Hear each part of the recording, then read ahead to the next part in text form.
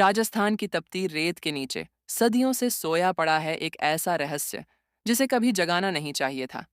लोग कहते हैं, जब इंसान अपनी हदें पार करता है तो वह देवताओं और राक्षसों दोनों की नींद तोड़ देता है।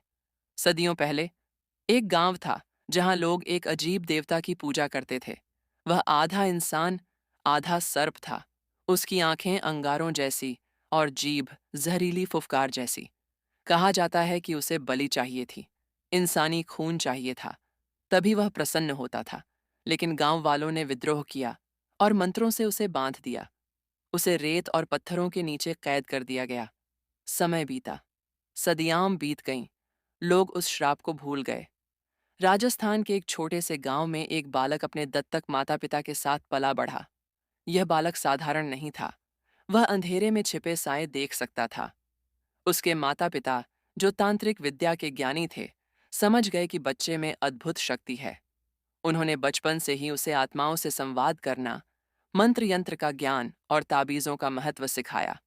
धीरे धीरे वह बच्चा बड़ा होकर एक भूत शिकारी बन गया। उसकी ख्याति दूर दूर तक फैल गई थी। लोग कहते, यह लड़का मरते हुए आत्माओं की चीख भी सुन सकता है। एक दिन सरकार के कुछ लोग उससे मिलने आए। उन्होंने बताया कि राजस्थान के रेगिस्तान में एक पुरातत्व खुदाई स्थल पर अजीब मौतें हो रही हैं। मजदूर सांप के दस से जाने, पत्थरों में दबने और यहां तक कि खून से खाली शवों की तरह मिल रहे थे। किसी को समझ नहीं आ रहा था कि यह सब हादसा है या कोई श्राप।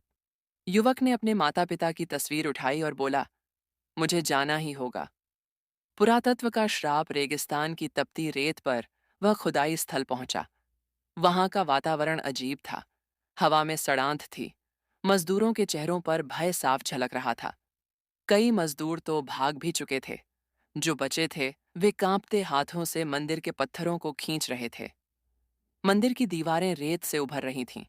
उन पर अजीब शिलालेख थे। शिकारी ने पढ़ा, नाग देवता की नींद मत तोड़ो। अचानक रात को एक मजदूर चीखता हुआ भागा।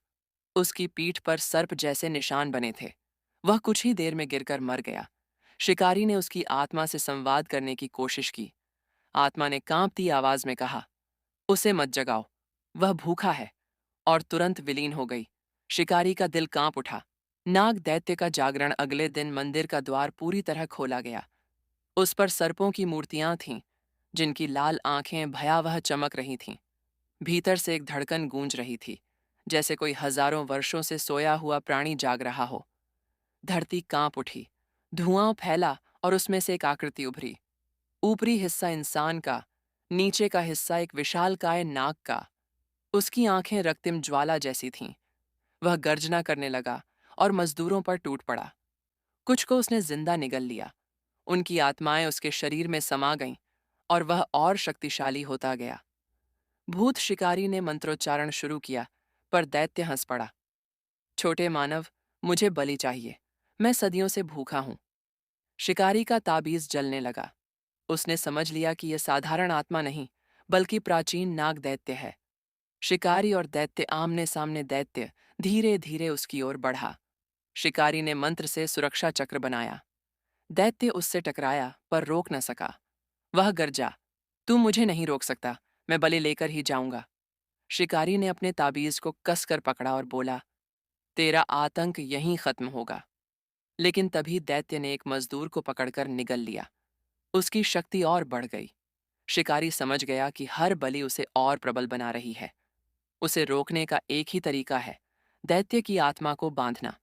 और इसके लिए चाहिए था मंदिर में छिपा शापित खंजर। बलि की रात गांव में खबर फैल गई। लोग भय से कांपने लगे। अंधविश्वास में डूबे गांव वाले बोले, दैत्य को शांत करने के लिए बलि चाहिए, यही शिकारी बलि बनेगा। वे उसे बांधकर मंदिर ले गए। शिकारी ने लाख समझाया, अगर मैंने हार मानी तो दैत्य पूरे गांव को निगल जाएगा। लेकिन कोई नहीं माना। उसने अपने पिता की बात याद की। सच्चा शिकारी वही है जो अपने प्राणों की परवाह न करे। रात गहरी हुई। नाग दैत्य ने बलि मांगी। गांव वालों ने शिकारी को उसके सामने फेंक दिया। दैत्य गरजा, अब मेरी शक्ति पूर्ण होगी। लेकिन तभी शिकारी ने अपनी जंजीर तोड़ दी। उसने गुप्त मंत्र पढ़ा। मंदिर की दीवारें हिलने लगीं और भीतर से एक प्राचीन खंजर प्रकट हुआ। अंतिम युद्ध नाग दैत्य पूरी शक्ति से जाग चुका था। आकाश में तूफान था, धरती कांप रही थी।